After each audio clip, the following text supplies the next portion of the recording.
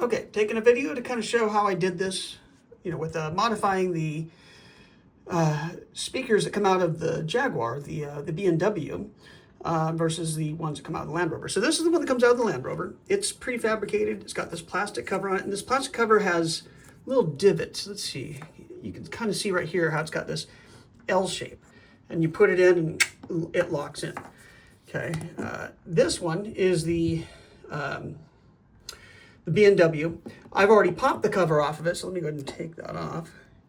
And it's basically the same shape and all, but it does not have those little dips that clip on. So we're going to take that off. I just dropped it, but it's okay. I'm going to replace it anyways.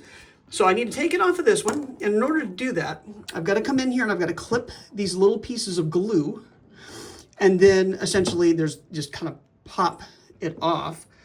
And then next, I'm going to cut these wires.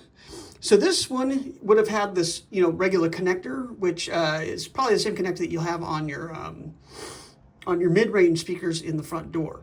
But obviously this doesn't have that. It's got, this larger connector that attaches to the door. So what I'm going to do is I'm going to clip this off. The red wire is positive, the blue wire is negative, and you can see positive and negative on here. I don't have my glasses, but anyways, I'll figure out which one's which.